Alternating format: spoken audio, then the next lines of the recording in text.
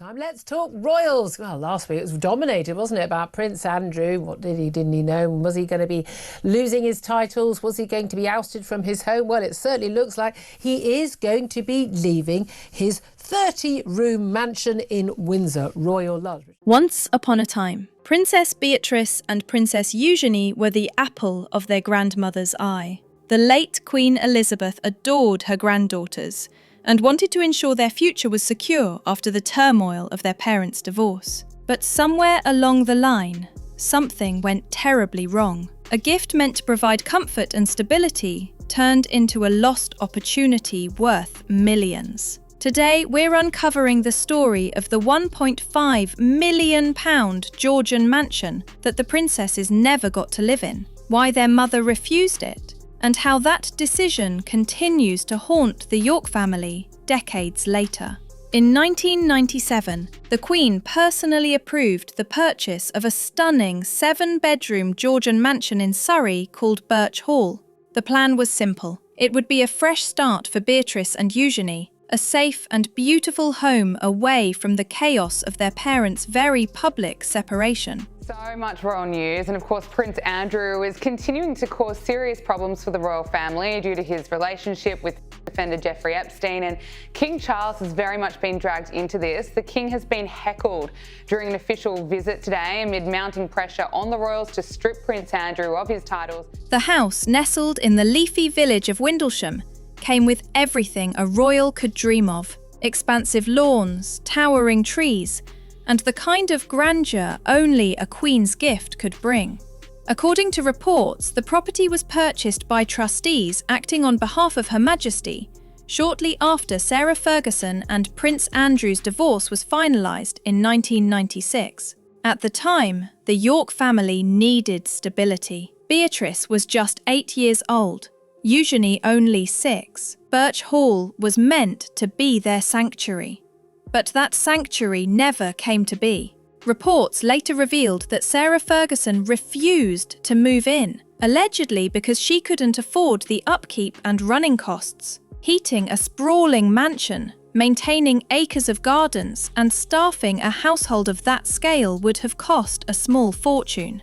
Prince Andrew's announcement sent shockwaves across royal watchers, leading to speculation surrounding the status of his 2 daughters, Princesses Beatrice and Eugenie. While the prince is leaving behind his Duke of York title, his kids will keep their longtime monikers. Instead, Fergie chose to remain with her ex-husband at Sunninghill Park, their former marital home. As a result, Birch Hall sat empty for 2 long years, a ghostly reminder of what could have been. In 1999, it was quietly sold for the same £1.5 million it was bought for. If it had been kept in the family, it would be worth nearly £5 million today, a missed fortune for Beatrice and Eugenie. So what exactly did the princesses lose? Birch Hall wasn't just another royal property. It was a Grade 2 listed Georgian mansion, one of the finest examples of early 18th century architecture in Surrey. The home featured 7 bedrooms, 4 bathrooms, 5 reception rooms, a separate 2-bedroom cottage for staff, a tennis court, a heated outdoor swimming pool, a media and games room, a home gym, an orangery overlooking lush parkland. Princess Beatrice and Princess Eugenie could one day receive a whopping inheritance despite their parents' financial problems. What do we know about the finances? Yeah, so this has been one that's come up again recently because, as usual, a lot of things when we talk about the York family, it's all about royal lodge. Estate agents later called it one of the very best of North Surrey's village houses. Had the princesses moved in, Birch Hall could have become a lifelong residence, a family home to pass down to their own children. Instead, it slipped through their fingers, and the house now belongs to private owners who reconfigured and renovated it extensively over the years. Ironically, the Birch Hall story feels symbolic, of the York family's current situation. Prince Andrew has been under immense pressure to leave Royal Lodge, the 30-room mansion he has lived in for 2 decades. Once, he reportedly hoped to keep it within the family, intending to pass it on to Beatrice and Eugenie, but that dream now seems far-fetched. The sisters have become rare visitors to the estate, with both reportedly keeping their distance from the chaos surrounding their parents. In recent months, Beatrice has been seen visiting her father at the lodge, while Eugenie, who splits her time between the UK and Portugal, has not been spotted there. Apparently he's not paid any rent on in 20 years, and so he barely pays his water rates or anything like that at all, but apparently that's just completely normal. He and Sarah Ferguson, his ex-wife, I do think that's rather crucial, ex-wife, not entirely sure why anyone's got a duty of care to her, they have agreed to move, but apparently they are demanding 2 homes. Despite the setbacks, both princesses have carved out lives of their own. Princess Beatrice now lives in a £3.5 million farmhouse in the Cotswolds with her husband Edoardo Mapelli Mozzi and their children. The countryside property is private, modern and family-oriented. Everything Birch Hall might have been. Princess Eugenie divides her time between Ivy Cottage at Kensington Palace and a luxurious home in Portugal, where her husband Jack Brooksbank works in the hospitality industry. While neither sister has a royal title in active use or an official taxpayer-funded role, both continue to represent the monarchy quietly through charity work and occasional appearances. Still, the story of Birch Hall lingers, a reminder that even for royals, life can take unexpected turns. And evict him from the Royal Lodge, but look at what happened.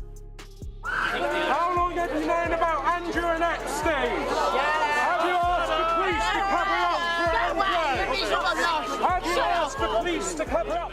When Birch Hall was listed again in 2016 for £4.2 million, the estate agent Andrew Russell described it as a proper country house with spectacular gardens. But beneath its polished listing photos and manicured lawns lies a little-known royal secret. The mansion that was once meant to be a new beginning for 2 princesses became just another chapter in the York's long history of missed opportunities. Perhaps the saddest part is that Beatrice and Eugenie never got to make a single memory there. No birthdays in the garden, no Christmas mornings by the fireplace, no late-night laughter echoing through those dramatic, high-ceilinged rooms. A grand house bought with love by their grandmother, left behind because of circumstance, and today worth nearly triple what it was. So as the world watches Beatrice and Eugenie navigate an increasingly uncertain royal landscape, one thing is clear: their story has always been intertwined with loss, not of status or titles, but of homes, heritage, and what might have been.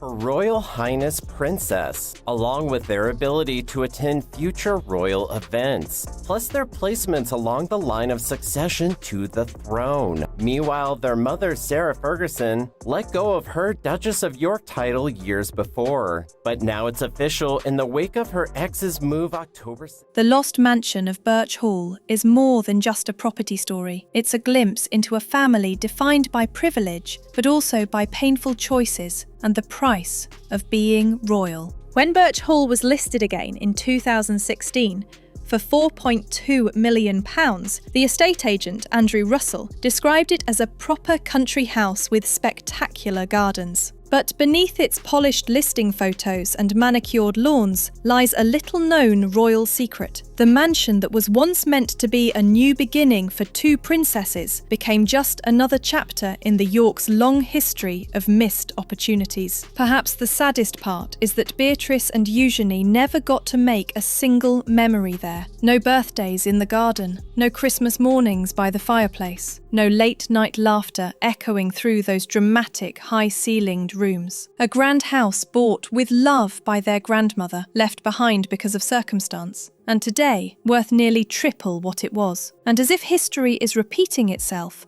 new controversy is brewing. Reports claim Sarah Ferguson and Prince Andrew are demanding 2 separate royal residences as part of their move out of Royal Lodge. After more than 2 decades living under the same roof, the former couple allegedly want to continue their lives apart, but both expect royal properties in return. The timing has raised eyebrows. Just weeks ago, Sarah Ferguson quietly sold her £4 million home in Mayfair, sparking questions about why she would part with a luxury London property only to request another estate from the Crown. Critics say it paints a confusing picture. especially while King Charles is under pressure to downsize royal housing and modernise the monarchy's finances. For Beatrice and Eugenie, the spectacle must feel all too familiar. Once again, their parents' housing drama is making headlines, overshadowing their quiet, more private lives. What do you think? Should Beatrice and Eugenie have held on to Birch Hall, or were they better off building their own independent lives away from royal expectations? Let me know in the comments below, and don't forget to like and subscribe for more royal updates.